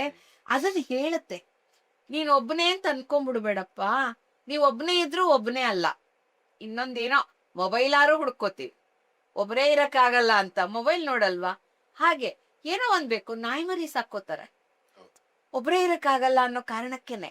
ಯಾಕೆ ಅಂದ್ರೆ ಮನುಷ್ಯನ ಒಳಗೆ ಆ ನೂರಾರು ಇದೆ. ಅದಕ್ಕೆ ಸಂಘಜೀವಿ ಮನುಷ್ಯ ಅಂತ ಹೇಳೋದು. ಸಂಘ ಬೇಕೇ ಬೇಕು. ಸಂಘ ಅದು ಹೇಳ್ತಾರೆ. ಆಮೇಲೆ ದೊಡ್ಡೋರ್ನ ನೋಡಿ ಚಿಕ್ಕವರು ಕರ್ಬೋದೇನ್ ಬೇಕಾಗಿಲ್ಲ ಅನ್ನಕ್ಕೆ ಇನ್ನೊಂದಿದೆ, ಚೆನ್ನಾಗಿದೆ. ಹಿಮಗಿರಿಯ ಕಂಡಂಗೆ ಕ್ರಿಮಿಯ ಹಿರಿಮೆಯದೇನು, ಕ್ರಿಮಿಗೆ ಹಸಿ ಉಂಟಿನಿತು ಬೆದಕಾಟ ಉಂಟು, ಅಮಿತ ಸಂತತಿಯುಂಟು ಹಿಮಗಿರಿಯ ಸಮಯುಗದ ಕಿರಿಪಂಕ್ತಿ ಕಿರಿದಹುದೆ ಮಂಕುತಿಮ್ಮ. ಹಿಮಗಿರಿನ್ ನೋಡ್ಬಿಟ್ಟು ಏನ್ ಮಹಾಕ್ರಿಮಿ ಇದು, ಸಣ್ಣದು ಇರುವೆ ಅಂದ್ರೆ ಇಲ್ಲ, ಹಿಮಗಿರಿಗೆ ಇಲ್ಲದ್ದು ಇದಕ್ಕಿದೆ, ಸ್ಪೆಷಾಲಿಟಿ ಇದೆ, ಇದಕ್ಕೆ ಹಸಿವಿದೆ, ಹುಡುಕಾಟ ಇದೆ, ಇದರದೇ ಆದಂತ ಬದುಕಿನ ಲೈನ್ ಇದೆ. ಹಿಮಗಿರಿ ಏನೋ ಸುಮ್ಮನೆ ನಿಂತಿರತ್ತ ಅಷ್ಟೇ ಅದು. ಅಮಿತ ಸಂತತಿ ಉಂಟು, ಇದಕ್ ಮಕ್ಕಳು ಮರಿಗಳೆಲ್ಲ ಇದೆ, ಇದ್ರ ಜೀವನ ಇದೆ, ಜೇನುಗೂಡು ಎಷ್ಟ್ ಚೆನ್ನಾಗೂ ಇರುತ್ತೆ. ಹಿಮಗಿರಿಯ ಸಮಯುಗದ ಕ್ರಿಮಿ ಪಂಕ್ತಿ ಕಿರಿದಹುದೆ. ಹಿಮಾಲಯ ಸರಿ, ಕ್ರಿಮಿ ಪಂಕ್ತಿ ಇದೇನಿದು ತೂ ಅನ್ನಕ್ಕಾಗತ್ತಿ ಎಲ್ಲಾರು. ಇದಕ್ಕಿರೋ ಹಿರಿಮೆ ಇದಕ್ಕಿದ್ದೇ ಇರುತ್ತೆ, ಅದಕ್ಕಿರೋ ಹಿರಿಮೆ ಅದಕ್ಕಿದ್ದೇ ಇರುತ್ತೆ. ಅದರಿಂದ ಎಲ್ಲಾನು ಗೌರವಿಸ್ಲೇಬೇಕು. ಗೌರವಿಸು ಜೀವನವ, ಗೌರವಿಸು ಚೇತನವ, ಆರದೋ ಜಗವೆಂದು ಭೇದವೆನಿಸದಿರು. ಯಾರ್ದೋ ನಂದಲ್ಲ ಈ ಜಗತ್ತು ಹಾಗೆಲ್ಲ ಮಾಡ್ಬೇಡ, ಬದುಕನ್ನ ಗೌರವಿಸು. ಕೋರುವುದೇ ಜೀವನ ಸಮೃದ್ಧಿಗೋಸುಗ ನಿನಗೆ. ನೀನ್ ಯಾಕ ಹುಟ್ಟಿದ್ಯಾ? ಹುಟ್ಟಿರದೆ ಜೀವನವನ್ನ ಸಮೃದ್ಧಿ ಮಾಡ್ಕೊಳಕ್ಕೆ. ಒಳ್ಳೇದನ್ ತಗೋಬೇಕು, ಕೆಟ್ಟದನ್ ಬಿಡ್ತಾ ಬರಬೇಕು. ದಾರಿ ಆತ್ಮೋನ್ನತಿಗೆ ಮಂಕುತಿಮ್ಮ. ಇದನ್ನೇ ಆತ್ಮೋನ್ನತಿ ಅನ್ನೋದು. ದೇವ್ರ ಧ್ಯಾನ ಮಾಡಿದ್ರೆ ಆತ್ಮೋನ್ನತಿ, ಆತ್ಮ ಉನ್ನತಕ್ಕೆ ಏರ್ಬಿಡುತ್ತೆ. ದಿನ ಭಜನೆ ಮಾಡ್ಬೇಕು, ಖಂಡಿತ ಇಲ್ಲ, ಅದು ಹೇಳದೇ ಇಲ್ಲ ನಮ್ ಧರ್ಮ. ಅದು ಇಷ್ಟ ಆಗೋರ್ ಮಾಡ್ಲಿ, ಇಷ್ಟ ಆಗದೆ ಇದ್ದವ್ರು ಏನ್ ಮಾಡ ದಿನ ಅದೇ ಭಜನೆ ಅನ್ಕೊಂಡವ್ರು ಬೇಡ, ಬೇರೆ ಬೇರೆ ಹಾಡು ಹೇಳ್ಕೊಳ್ಳಿ, ಸಿನಿಮಾ ಹಾಡು ಹೇಳ್ಕೊಳ್ಳಿ, ಅದ್ರಲ್ಲಿರೋ ಒಳ್ಳೇದೆಲ್ಲ ಕಲ್ತ್ಕೊಳ್ಳಿ, ಯಾವ್ದು ಬೇಡ ಅನ್ನಲ್ಲ. ಅಪ್ಪ ಐ ಲವ್ ಯು ಅಂತಿದ್ಯಲ್ಲ, ಅದ್ರಲ್ಲಿ ಎಷ್ಟು ದಾರ್ಶನಿಕತೆ ಇದೆ. ಸಿನಿಮಾ ಹಾಡೇ ಇರ್ಬೋದು, ಮಿಕ್ಕಿದ್ದೆಲ್ಲ ಪದಗಳಷ್ಟು ಗೊತ್ತಾಗಲ್ಲ, ಜ್ಞಾಪಕ ಇರಲ್ಲ. ಅಪ್ಪ ಐ ಲವ್ ಯು ಇದು ಪಿತೃದೇವೋ ಭವ ಅಂತ ಹೇಳಲ್ವಾ, ಮಾತೃದೇವೋ ಭವ ಅಂತ ಹೇಳಲ್ವಾ, ಅದಕ್ ಸರಿಸಮಾನವಾದ್ದು, ಋಷಿ ಸಮಾನವಾದ ವಾಕ್ಯ ಆಗ್ಬಿಡುತ್ತದು ಅರ್ಥ ಮಾಡ್ಕೊಂಡ್ರೆ. ಇಲ್ದೇ ಇದ್ರೆ ಡ್ಯಾಡಿ ಐ ಲವ್ ಯು ಅನ್ಕೊಂಡು ಇರುತ್ತವೆ, ಅದು ತಪ್ಪೇನಲ್ಲ. ಆದ್ರೆ ಅವ್ರವ್ರ ಮಟ್ಟಕ್ ಬುದ್ಧಿ ಮಟ್ಟಕ್ ಸರಿಯಾಗಿ ಅರ್ಥ ಮಾಡ್ಕೋತಾರೆ. ಹಾಗೆ ಮಂಕುತಿಮ್ಮನ್ ಕಗ್ಗ ಅವ್ರವ್ರಿಗೆ ಸಿಕ್ಕಾಗೆ ಅರ್ಥ ಮಾಡ್ಕೋತಾರೆ. ಹಾಗೆ ನಾವು ನಮಗ್ ಬೇಕಾಗಿರೋದೇ ಜೀವನಕ್ಕೆ, ಜೀವನ ಸಮೃದ್ಧಿಗೋಸ್ಕರ. ಹಾಗೇನೆ ಅದು ಯಾಕೆ ಇಷ್ಟೆಲ್ಲ ಜನ ಆಗ್ಬಿಟ್ಟಿದೆ, ಇಷ್ಟು ಡೈಮೆನ್ಷನ್ಸ್ ಆಗ್ಬಿಟ್ಟಿದೆ ಅಂದ್ರೆ, ಒಬ್ಬನೂನು ಊಟದಲ್ಲಿ ಸವಿ ಇಲ್ಲ ಸೊಗಲಿಲ್ಲ, ಇಬ್ಬರಾಗುವೆನೆಂದನಂತೆ ಪರಬೊಮ್ಮ, ಹೆಬ್ಬದಕ್ಕನ್ ಒಂಟಿತನದೊಳಿ ಅದೇನು ಬದುಕುವೆಯೋ, ತಬ್ಬಿಕೊಳ್ಳೋ ವಿಶ್ವವನ್ನು ಮಂಕುತಿಮ್ಮ. ಯಾಕೆ ವಿಶ್ವವಿಜೇತರಾದ್ರು ವಿವೇಕಾನಂದರು? ತಬ್ಬಿಕೊಳ್ಳೋ ವಿಶ್ವವನ್ನು ಮಂಕುತಿಮ್ಮ. ದೀನರೆನ್ನ ದೇವರು, ಬಡವರೆನ್ನ ದೇವರು, ದರಿದ್ರ ನಾರಾಯಣೋಭವ ಅಂತೆಲ್ಲ ಯಾಕೆ ರಾಮಕೃಷ್ಣಾಶ್ರಮದಲ್ಲಿ ಮಾಡ್ತಾರೆ? ಜೀವಂತ ದುರ್ಗಾ ಪೂಜೆ ಅಂತ ಕೆಲ್ಸದವ್ರನ್ನೆಲ್ಲ ಕರೆದು ಅವ್ರನ್ನ ಸ್ವಾಮೀಜಿಗಳ ಅಡ್ಡ ಬೀಳ್ತಾರೆ. ಅವ್ರಿಗೆ ಅರಿಶಿನ ಕುಂಕುಮ ಕೊಟ್ಟು ಎಲ್ಲ ಕೊಟ್ಟು ಅವತ್ತು ಔತಣ ಮಾಡಿಸಿ ಎಲ್ಲ ಮಾಡಿಸಿ, ಅಲ್ಲಿ ಯಾವತ್ತು ಯಾರನ್ನೂ ಕೀಳಾಗ್ ಕಂಡಿದ್ ನಾನು ನೋಡೇ ಇಲ್ಲ. ಇದು ವಿಶ್ವವನ್ನ ತಬ್ಕೊಳ್ಳೋ ರೀತಿ. ಇದನ್ನ ಅವ್ರವ್ರ ಆದಷ್ಟು ಅವ್ರವ್ರ ಮನೆಯಲ್ಲಿ ಮಾಡ್ಕೋಬಹುದು. ಹೆಬ್ಬದಕು ಇದು ಇಷ್ಟು ದೊಡ್ಡ ಬದುಕು, ಇದನ್ನ ನಾವು ಒಂಟಿತನದಲ್ಲಿ ಯಾರು ಬೇಡ ಅನ್ಕೊಂಡ್ ಬಾಗ್ಲಾಕೊಂಡ್ ಕೂತ್ಕೊಂಡು ಏನಕ್ಕೆ, ಯಾತಕ್ ಹಾಗೆ ಮಾಡ್ತೀಯ? ಅಕ್ಕದವ್ರು ಬೇಡ, ಪಕ್ಕದವ್ರು ಬೇಡ, ಯಾರ ಮಾತು ಬೇಡ, ಯಾರಿಗ್ ತೊಂದ್ರೆ ಆಗ್ತಿದ್ರು ನಾನಂತೂ ಮಾತಾಡಲ್ಲಪ್ಪ, ಯಾಕೆ ಹಂಗಿರ್ಬೇಕು? ಹಂಗಿರಬಾರ್ದು. ಇದು ನಮ್ ಧರ್ಮ ಹೇಳ್ಕೊಡುತ್ತೆ. ಇದು ಏನಾಗಿದೆ ಅಂದ್ರೆ ಮತ್ತೆ ಬಿಂದುವಿನತ್ತ ಸೇರ್ಕೊಳ್ಳೋವರೆಗೂ ಅಗಲವಾಗೇ ಹರಡಿರ್ಬೇಕು. ಹೂವು ಮೊಗ್ಗಾಗಿರುತ್ತೆ, ಚಿಕ್ಕದಾಗಿರುತ್ತೆ, ಬೆಳಿತಾ ಅಗಲ ಆಗುತ್ತೆ, ಮುದ್ರೋವರೆಗೂ ಅದು ಅಗಲವಾಗೇ ಇರುತ್ತೆ. ಮುದ್ರದಾಗ ಮತ್ತೆ ಪಾಯಿಂಟ್ ಹೋಗುತ್ತೆ. ಇದು ಸಹಜವಾದಂತ ಕ್ರಿಯೆ. ಸಹಜ ಕ್ರಿಯೆಯಲ್ಲಿ ನೀನು ಬೇಡ ಯಾರು ಅಂತ ಅನ್ಕೊಂಡ್ ಯಾಕೆ? ಪರಬ್ರಹ್ಮನೇ ಇಬ್ರು ಒಬ್ಬನಾಗದ್ ಬೇಡ, ಇಬ್ರು ಆದ್ರು. ಅದೇ ಶಿವಶಕ್ತಿ. ಜಡ ಚೈತನ್ಯ, ಜಡವೇ ಚೈತನ್ಯದ ತೊಟ್ಟಿಲು. ಮಣ್ಣಿದ್ರೇನೆ ಗಿಡ ಬರೋದು, ಗಿಡ ಬಂದ್ರೆ ಚೈತನ್ಯ, ಚೈತನ್ಯ ಬಂದ್ರೆ ಸೊಗಸು. ಸೊ ಅವಿನಾಭಾವ ಸಂಬಂಧ ಇರುತ್ತೆ. ಇದನ್ನೇ ಹೇಳ್ತಾ ಹೋಗುತ್ತೆ ಕಗ್ಗ. ತುಂಬಾ ಚೆನ್ನಾಗಿದೆ. ಎಲ್ಲಾ ಪ್ರತಿಯೊಂದು ಪದ್ಯವೂ ಅಮೂಲ್ಯವಾಗಿದೆ. ಮುಕ್ತಕಗಳು ಒಂದೊಂದು ಮುದ್ದು ಕೂಡ ಅಮೂಲ್ಯವೇ ಆಗಿದೆ. ಸೊ ಈ ಆಧುನಿಕ ಕಾಲದಲ್ಲಿ ಆಕರ್ಷಣೆ ಸ್ವಲ್ಪ ಜಾಸ್ತಿ. ಅಂದ್ರೆ ಆಕರ್ಷಣೆ ಅಂತ ಹೇಳಿದ್ರೆ ಆ ಹಲವಾರು ವಿಚಾರಗಳ ಮೇಲೆ ಇರ್ಬೋದು. ಸೊ ಈ ಆಕರ್ಷಣೆ ಬಗ್ಗೆ ಏನ್ ಹೇಳಿದ್ದಾರೆ ನಮ್ಮ DVC ಅನ್ನೋದು ಹೇಳ್ಬೋದಾ? ಕಗ್ಗ ಹೇಳುತ್ತೆ, ಅನ್ನದಾತುರಕ್ಕಿಂತ ಚಿನ್ನದಾತುರ ತೀಕ್ಷ್ಣ, ಚಿನ್ನದಾತುರಕ್ಕಿಂತ ಹೆಣ್ಣು ಗಂಡುಳವು ತೀಕ್ಷ್ಣ, ಮನ್ನಣೆಯ ದಾಹವೀ ಎಲ್ಲಕ್ಕೂ ತೀಕ್ಷ್ಣತಮ, ತಿನ್ನುವುದಾತ್ಮವನ್ನೇ ಮಂಕುತಿಮ್ಮ. ಈ ಕಾಲಕ್ಕೆ ಬಹಳ ಪ್ರಸ್ತುತವಾಗಿರೋದು. ಚಿನ್ನ ಚಿನ್ನ ಅಂತ ಆಸೆ ಪಡ್ತಾರೆ, ಆದ್ರೆ ಹಸಿವು ಜಾಸ್ತಿ ಇದ್ದಾಗ ಚಿನ್ನ ತಿನ್ನಕ್ಕಾಗಲ್ಲ. ಅನ್ನದಾತುರ, ಹೊಟ್ಟೆ ತುಂಬಿದ ಮೇಲೆ ಚಿನ್ನ ಆದ್ಮೇಲೆ ಚಿನ್ನದಾತುರಕ್ಕಿಂತ ತೀಕ್ಷ್ಣ. ಕೊಬ್ಬಿದ ಮನುಷ್ಯನಿಗೆ ಹೆಣ್ಣು ಗಂಡೊಲವು ತೀಕ್ಷ್ಣ. ಅದ್ರಲ್ಲಿ ಎಂಡ್ಲೆಸ್ ಆಗಿರುತ್ತೆ. ಅದಕ್ಕಿನ್ನ ಮನ್ನಣೆಯ ದಾಹ, ಕೀರ್ತಿ ಪಡ್ಕೋಬೇಕು ಅನ್ನೋ ದಾಹ ಇರುತ್ತಲ್ಲ. ಸಣ್ಣ ಕಾರ್ಯಕರ್ತನಾಗಿದ್ದೀನಿ, ನಾಳೆ ಚೀಫ್ ಮಿನಿಸ್ಟರ್ ಆಗ್ಬೇಕು, ಪ್ರೈಮ್ ಮಿನಿಸ್ಟರ್ ಆಗ್ಬೇಕು ಅನ್ನೋ ಆತರ ಇರುತ್ತಲ್ಲ, ಆ ದಾಹ ಎಲ್ಲಕ್ಕೂ ಹೆಚ್ಚು. ಹಿಂದೆಲ್ಲ ರಾಜವಂಶಗಳು ಈ ದಾಹಕ್ಕೆ ಬಲಿಯಾಗಿರೋದು, ಈ ದಾಹಕ್ಕೆನೆ. ಅದಕ್ಕೆ ಹೇಳ್ತಾರೆ, ಆ ತೀಕ್ಷ್ಣವಾದದ್ದನ್ನೆಲ್ಲ ಮೊಂಡು ಮಾಡ್ಬಿಡು, ಆತರ ಯಾತಕ್ ಬೇಕು. ಸೊ ಬಾಳಿನ ನೌಕೆ ಶಾಂತವಾಗಿ ಹೋಗ್ಬೇಕು. ಜೀವನ ರೇಖೆ ಅನ್ನೋದು ಹೇಳಿರ್ತಾಳೆ ಮಹಾಮಾಯೆ. ಪ್ರತಿಯೊಂದು ಜೀವಿಗೂ ಅವಳದೇ ಆದಂತ ಲೈಫ್ ಲೈನ್, ಲೋಕಯಾತ್ರೆಗೆ ವಿಧಾಯಕ ಮಾಡಿರ್ತಾಳೆ. ಇಂಥದ್ದು ಮಾತಾಡು, ಇಂಥದಿರೋ, ಈ ತರ ನಡ್ಕೊ ನೀನು. ನಾವು ಅನ್ಕೋತೀವಿ ನಂಗೆ ಇಷ್ಟ ಬಂತು, ನಾನು ಹಿಂಗಿದ್ದೀನಪ್ಪ ಅಂತ. ನಿನ್ ಇಷ್ಟ ಹೇಗ್ ಬಂತು? ನಿಂಗೆ ಯಾರು ಹೇಳಿದ್ರು? ಏನ್ ಬಂತು? ಬುದ್ಧಿಗೆ ಎಲ್ಲಿಂದ ಬಂತು? ಅದು ದೇವರೇ ಕೊಡೋದು, ಮಹಾಮಾಯನೇ ಆಡ್ಸೋದು. ಆ ಜೀವದ ಕಾರ್ಯಕಾರಣ ಸಂಬಂಧಕ್ಕೋಸ್ಕರ ಇದು ಆಗ್ತಾ ಹೋಗುತ್ತೆ. ಯಾಕೆ ಹೀಗಿದ್ದಾರೆ, ಯಾಕೆ ಹೀಗ್ ಮಾಡಿದ್ದಾರೆ, ಇದಕ್ಕೆಲ್ಲ ಕಾರಣ ಇದ್ದೇ ಇರುತ್ತೆ. ಈ ಕಾರಣವನ್ನ ಹುಡುಕಕ್ಕಾಗಲ್ಲ. ಯಾಕೆಂದ್ರೆ ಧಿಯೋಯನ ಪ್ರಚೋದಯಾತ್, ಹೇಗ್ ಪ್ರಚೋದನೆ ಆಗತ್ತೆ, ಹೋಗತ್ತೆ ಲೈಫ್. ಇದು ಕಗ್ಗ ತುಂಬಾ ಚೆನ್ನಾಗಿ ಹೇಳುತ್ತೆ. ಹೇಳಿದ್ರೆ ಮುಗಿಯೋದಲ್ಲ ಅದು. ಸಮುದ್ರವನ್ನ ಹಿಡಿದಿಟ್ಟ ಹಾಗೆ, ಸಮುದ್ರವನ್ನ ಬರೆದಿಟ್ಟ ಹಾಗೆ, ಸಮುದ್ರದ ಫೋಟೋಗ್ರಫಿ ತಗೊಂಡ ಹಾಗೆ ಆ ರಭಸವನ್ನ ಹಿಡಿದಿಡ್ಲಾರ್ದು. ಛಾಯಾಚಿತ್ರ ಆಗತ್ತೆ ಹೊರತು ರಭಸ ಹಿಡಿಯಕ್ಕಾಗಲ್ಲ. ಹಾಗೆ ಮಂಕುತಿಮ್ಮನ ಕಗ್ಗ ನನ್ನನ್ನ ಸೆಳೆದು ಬಿಟ್ಟಿದೆ. ಹೇಳ್ತಾ ಹೋಗ್ತೀನಿ, ಕೇಳ್ತಾ ಹೋಗ್ತೀನಿ. ಒಂದ್ ಕಡೆಯಿಂದ ಕೇಳ್ತಾ ಇರ್ತೀನಿ, ಒಂದ್ ಕಡೆಯಿಂದ ಹೇಳ್ತಾ ಹೋಗ್ತೀನಿ. ನಿತ್ಯ ನೂತನವಾಗಿರುವಂಥದ್ದು DVG ಅವರ ಮಂಕುತಿಮ್ಮನ ಕಗ್ಗ. ಪ್ರತಿಯೊಬ್ರು ಓದ್ಕೋಬೇಕಾಗಿರೋದು, ಪ್ರತಿಯೊಬ್ರು ನೋಡ್ಕೋಬೇಕಾಗಿರೋದು, ತಮ್ಮನ್ ತಾವು ವಾಚ್ ಮಾಡ್ಕೋಬೇಕಾಗಿರೋದು, ಇದೆಲ್ಲವೂ ಮಂಕುತಿಮ್ಮನ ಕಗ್ಗದಲ್ಲಿ ಸಿಗತ್ತೆ. ಹೇಗೆ ಸರ್ವಜ್ಞ ವಚನ ಎಲ್ಲ ಕಾಲಕ್ಕೂ ಪ್ರಸ್ತುತವಾಗಿದೆಯೋ, ಹಾಗೆ ವಚನಗಳು ಹೇಗೆ ಸರ್ವಕಾಲಕ್ಕೂ ಪ್ರಸ್ತುತವಾಗಿದೆಯೋ, ಹೇಗೆ ಋಷಿಮುನಿಗಳ ಮಾತು ಸರ್ವಕಾಲಕ್ಕೂ ಪ್ರಸ್ತುತವಾಗಿದೆಯೋ, ಹಾಗೆ ಮಂಕುತಿಮ್ಮನ ಕಗ್ಗ ಕೂಡ ನಿತ್ಯ ನೂತನವಾದ್ದು ಅಂತ ಹೇಳಕ್ ಇಷ್ಟಪಡ್ತೇನೆ. ನಮ್ಗೆ ಗೊತ್ತು, ನೀವು ಆಲ್ರೆಡಿ ಈಗ ಹಲವಾರು ಪುಸ್ತಕಗಳನ್ನ ಓದಿರ್ತೀರ ನಿಮ್ಮ ಜೀವಮಾನದಲ್ಲಿ. ಇರೋ ಎಲ್ಲ ಪುಸ್ತಕಗಳಲ್ಲಿ ಈ ಮಂಕುತಿಮ್ಮನ ಕಗ್ಗ ಹೇಗೆ ಡಿಫ್ರೆಂಟ್ ಅಥವಾ ಹೊರ ನಿಲ್ಲತ್ತೆ ಅಂತ ಅದ್ರ ಬಗ್ಗೆ ಹೇಳ್ಬೋದಾ? ಅಂದ್ರೆ ಏನು ವೈಶಿಷ್ಟ್ಯತೆ ಏನು ಎಲ್ಲ ಪುಸ್ತಕಗಳಿಗೆ ಕಂಪೇರ್ ಮಾಡಿದ್ರೆ ನಮ್ಮ ಮಂಕುತಿಮ್ಮನ ಕಗ್ಗದಲ್ಲಿ ಏನಿದೆ ಅಂತ ವೈಶಿಷ್ಟ್ಯತೆ? ಅಂದ್ರೆ ಕೃಷ್ಣಸ್ವಾಮಿ ಭಗವದ್ಗೀತೆಯಲ್ಲಿ ಏನ್ ಹೇಳ್ತಾನೆ, ಅದರದ್ದು ಸಿಂಪ್ಲಿಫೈಡ್ ರೂಪ, ಸರಳವಾಗಿ ಹೇಳಲ್ಪಟ್ಟಿದೆ, ಸರಳವಾಗಿ ಜೀವನ ದರ್ಶನ.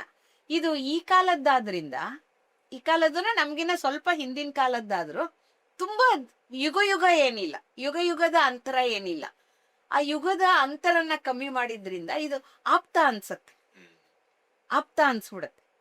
ಪುಟ್ಟ ಕತೆ ಹೇಳ್ದಂಗೆ ಇರುತ್ತೆ. ಒಂದೊಂದ್ ಪದ್ಯನೂ ಒಂದೊಂದ್ ಕತೆ ಹೇಳ್ದಂಗೆ ಇರುತ್ತೆ. ಒಂದೊಂದ್ ಪದ್ಯನೂ ಪುಟ್ಟ ಪೋಸ್ಟ್ ಕಾರ್ಡ್ ಕತೆಗಳ ತರ. ಅರ್ಥ ಮಾಡ್ಕೊಳ್ತಾ ನಮ್ಗೊಂಚೂರು ಅನುಭವ ಆಗಿದ್ರೆ ಅದು ಬೇಗ ಅರ್ಥ ಆಗ್ಬಿಡುತ್ತೆ. ಓ, ಇದಕ್ಕೆ ಹೇಳಿದಾರೆ ಇವ್ರು, ಈ ಮಾತು ಎಷ್ಟ್ ಚೆನ್ನಾಗಿದೆ, ಈ ತರ ಇರ್ಬೇಕು ಅನ್ನೋದು ಬರುತ್ತೆ. ಹಾಗಾಗಿ ನನ್ಗೆ ಮಂಕುತಿಮ್ಮನ ಕಗ್ಗ ಬಹಳ ಇಷ್ಟ, ಬಹಳ ಪ್ರೀತಿ ಆಗತ್ತೆ. ಹಾಗೆ ನಮ್ ಗಣೇಶ್ ಅವ್ರ ಮಾತು ಕೇಳಿದಾಗ ಎಲ್ಲ ಇಷ್ಟೊಂದು ಅರ್ಥ ಎಷ್ಟ್ ಚೆನ್ನಾಗಿದೆ ಅನ್ಸತ್ತೆ. ಚಂದ ಇನ್ನೂ ಚಂದ ಮಾಡ್ಕೊಳ್ತಾ ಹೋಗ್ಬೋದು. ಚಂದವನ್ನ ಇನ್ನೂ ಚಂದ ಮಾಡ್ಕೊಳ್ತಾ ಹೋಗ್ಬೋದು, ಬದುಕನ್ನ ನೇರ ಮಾಡ್ಕೊಳ್ತಾ ಹೋಗ್ಬೋದು. ಈಗ ಬದುಕಿನ ರಂಗೋಲಿ ಒಂದೊಂದ್ಸರಿ ಚುಕ್ಕಿ ವ್ಯತ್ಯಾಸ ಆಗತ್ತೆ, ಆಗದೆ ಇರೋ ಬದುಕು ಯಾವುದೂ ಇಲ್ಲ ನಂಗೆ ಗೊತ್ತಿರೋ ಹಂಗೆ. ಅದಕ್ಕೆ ಒಂಚೂರು ದುಃಖ, ಒಂಚೂರು ತಾಪತ್ರಯ, ಒಂಚೂರು ಏನೋ ಹಿಂಸೆಗಳು ಆಗತ್ತಲ್ಲ. ಚುಕ್ಕಿ ಸ್ವಲ್ಪ ಅಳಿಸ್ಬಿಟ್ಟು ಸರಿ ಮಾಡ್ಕೊಳ್ಳೋದು, ಒಂದ್ ತಪ್ಪಿಗೆ ಸಾರಿ ಕೇಳ್ಕೊಳ್ಳೋದು, ಇದ್ರಲ್ಲಿ ಯಾವ ಅಪರಾಧ ಆಗತ್ತೆ ನಂಗೆ ಗೊತ್ತಾಗಲ್ಲ. ಅದೆಲ್ಲ ಮಂಕುತಿಮ್ಮನ ಕಗ್ಗದಲ್ಲಿ ಹೇಳ್ತಾರೆ. ಅದ್ರಲ್ಲಿ ಏನ್ ಅಭಿಮಾನಕ್ಕೆ ಕುಂದು ಬಂದ್ಬಿಡತ್ತೆ? ಬದುಕು ದೊಡ್ಡದಲ್ವಾ? ಬದುಕು ದೊಡ್ಡದು. ಅದ್ರಲ್ಲಿ ನಾವು ಅಹಂಕಾರಕ್ಕೆ ಯಾಕೆ ಬೆಲೆ ಕೊಡ್ಬೇಕು? ನಾನು ನಾನು ಬೇಗ ತಪ್ಪಾದ್ರೆ ಬೇಗ ಸಾರಿ ಕೇಳ್ಕೊಂಬಿಡ್ತೀನಿ, ನಾನು ಬೇಗ ಕೇಳ್ಕೊತೀನಿ. ಯಾಕೆ ಅಂದ್ರೆ ಮಂಕುತಿಮ್ಮನ ಕಗ್ಗ ಹೇಳತ್ತೆ, ಮುಗಿಸ್ಕೊಂಬಿಡೋದು. ಇಲ್ದೇ ಇದ್ರೆ ಸಾರಿ ಕೇಳ್ದೇ ಅದೇ ಕಗ್ಗಂಟಾಗಿ ಉಳ್ಕೊಳತ್ತೆ. ಕಗ್ಗಂಟಾಗ್ಬಾರ್ದು ಅಂತ ಹೇಳುತ್ತೆ ಕಗ್ಗ. ಕಗ್ಗ ಹೇಳತ್ತೆ ಬದುಕನ್ನ ಗಂಟು ಮಾಡ್ಕೋಬೇಡ, ಬದುಕನ್ನ ಸ್ಪ್ಲಿಟ್ ಮಾಡ್ಕೊ. ಆ ದಿನದ ಬದುಕು. ನೆನ್ನೆಗೆ ಇಂದು ಇಂದಿಗೆ ಇರಲಿ ನಾಳೆಯು ನಾಳೆಗೆ ಅಂತ ಹೇಳ್ತಾರಲ್ಲ, ಆ ತರ ಬದುಕು ಅಂತ ಕಗ್ಗ ಹೇಳ್ಕೊಡುತ್ತೆ. ಸುಲಭ ಅಲ್ವಾ? ನಾವು ಬದುಕು ಮಾಡಕ್ ಸುಲಭ. ಎಷ್ಟೊಂದು ನಮ್ಗೆ ಉಪದೇಶ ಮಾಡುತ್ತೆ ಅದು. ಅದನ್ನ ಅರ್ಥ ಮಾಡ್ಕೊಂಡಷ್ಟು ತುಂಬಾ ಚಂದವಾಗಿರುತ್ತೆ. ಮಂತ್ರಗಳಾದ್ರೆ ಅರ್ಥ ಆಗಲ್ಲ ನಮ್ಗೆ, ಯಾಕೆಂದ್ರೆ ಸಂಸ್ಕೃತಗಳು ಎಲ್ರಿಗೂ ಬಂದಿರಲ್ವಲ್ಲ. ಹಾಗಾಗಿ ನನ್ಗೆ ಈ ಸರಳವಾದ ಕಾವ್ಯ ತುಂಬಾ ಪ್ರೀತಿ ಅನ್ಸತ್ತೆ, ಮತ್ತೆ ಕೇಳಿದವ್ರಿಗೆ ಹೇಳೋಣ ಅನ್ಸತ್ತೆ. ಹಾಗಾಗಿ ಮಂಕುತಿಮ್ಮನ ಕಗ್ಗ ನಂಗೆ ಬಹಳ ಪ್ರಿಯ. ಈ ಕಾಲಕ್ಕೂ ಪ್ರಸ್ತುತವಾಗತ್ತೆ. ಹಿಂದಿಗೆ ಟ್ರಾನ್ಸ್ಲೇಟ್ ಆಗಿದೆ, ಇಂಗ್ಲಿಷ್ಗೂ ಯಾರು ಮಾಡಿರ್ಬೋದು, ನಂಗೆ ಗೊತ್ತಿಲ್ಲ. ತುಂಬಾ ಚೆನ್ನಾಗಿ ಅರ್ಥ ಮಾಡಿದ್ದಾರೆ ಅಂತ ಹೇಳ್ತಾರೆ. ಹಾಗಾಗಿ ಎಲ್ಲ ಭಾಷೆಗೂ ಭಾಷಾ ರೂಪ ಬೃಹತ್ ಸೇನಾ ಅಂತ ಹೇಳಿ ಭಾಷಾ ತಜ್ಞರು ಬರ್ಬೇಕು. ಕನ್ನಡನೂ ಬರೋಬೇಕು, ಇಂಗ್ಲಿಷು ಬರ್ಬೇಕು, ಎಲ್ಲಾರು ಬಂದವರು ಮಾಡ್ಬೇಕು. ಮಾಡ್ತಾ ಇದ್ದಾರೆ, ಬಹುಶಃ ಮಾಡ್ತಿರ್ತಾರೆ. ಯಾಕೆಂದ್ರೆ ತುಂಬಾ ಜಾಣರೆಲ್ಲ ಇರ್ತಾರೆ, ಮಾಡ್ತಾರೆ. ಯಾಕೆಂದ್ರೆ ಯಾರಿಗೆ ಹೀಗೆ ಅಪೀಲ್ ಆಗುತ್ತೆ, ಈಗ ನನಗೆ ಅಷ್ಟೊಂದು ಭಾಷಾ ಪ್ರವೀಣತೆ ಇಲ್ಲ, ನಾನು ಗೊತ್ತಿಲ್ದವ್ರು ಹೇಳ್ತೀನಿ, ಅಷ್ಟ್ ಮಾಡ್ಕೊಂಡಿದೀನಿ. ನನ್ ಕೆಲ್ಸ ಇರುವೆ ಕೆಲ್ಸ ನಂದು, ಅಳಿಲಿನ ಕೆಲ್ಸ. ಅಳಿಲಿಷ್ಟು ಮರಳು ಹಾಕಿದ್ರೆ ರಾಮನ್ ಸೇತುವೆ ನಿಲ್ತೋ ಬಿಡ್ತೋ ಗೊತ್ತಿಲ್ಲ, ಆಗ್ತಂತೂ ಆಗ್ತು, ಅಷ್ಟ್ ಕೆಲ್ಸ ನಮ್ದೇನೋ ಒಂದ್ ಸಣ್ಣ ಕೆಲ್ಸ ಮಾಡೋದು, ಸುಮ್ನೆ ಇರೋದು, ಇಷ್ಟೇ. ಈಗ ನೀವು ಕರೆದಿದ್ದೀರಾ, ಇಲ್ಲಿ ಬಂದು ಮಾತಾಡಿ ಅಂದಿದ್ದಕ್ಕೆ ಮಾತಾಡಿದೀನಿ ಅಷ್ಟೇ. ಕೊನೆಯದಾಗಿ ನನ್ನ ಈ ಪಾಡ್ಕಾಸ್ಟಿಗೆ ಬಂದು ನಿಮ್ಮ ಅಭಿಪ್ರಾಯ ಏನು ಇದ್ರು ಈ ಪಾಡ್ಕಾಸ್ಟ್ ಬಗ್ಗೆ ಹೇಗೆ ಅನಿಸ್ತದೆ? ಚೆನ್ನಾಗಿದೆ, ತುಂಬಾ ಚೆನ್ನಾಗಿದೆ. ಯಾಕೆಂದ್ರೆ ಮಂಕುತಿಮ್ಮನ ಕಗ್ಗ ಮಾತಾಡೋದೇ, ಕಗ್ಗದ ಬಗ್ಗೆ ಮಾತಾಡೋದೇ ಒಂದ್ ದೊಡ್ಡ ವಿಷಯ. ನನ್ಗೆ ತುಂಬಾ ಪ್ರೀತಿಯಾದ ವಿಷಯ. ಅದನ್ನ 4 ಜನ ಕೇಳ್ತಾರೆ ಅಂದಾಗ ನಂಗೆ ಇನ್ನೂ ಹೆಮ್ಮೆ ಅನ್ಸುತ್ತೆ. 4 ಜನ ಕೇಳಿದ್ರೆ, ಕೆಲವ್ರಿಗಾರು ಕಗ್ಗ ಓದೋಣ ಅಂತ ಅನ್ಸಿದ್ರೆ ಅದು ಇನ್ನೂ ನನಗೆ ಪ್ರೀತಿ ಆಗತ್ತೆ, ಭಗವಂತನಿಗೆ ಪ್ರೀತಿ ಆಗತ್ತೆ, ಕೃಷ್ಣನಿಗೆ ಅರ್ಪಿತವಾಗತ್ತೆ, DVG ಅವ್ರಿಗೆ ಅರ್ಪಿತವಾಗತ್ತೆ. ಇದು ನನ್ನ ಅಭಿಪ್ರಾಯ.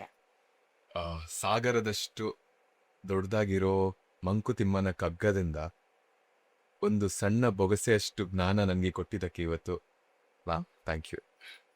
Thank you very much.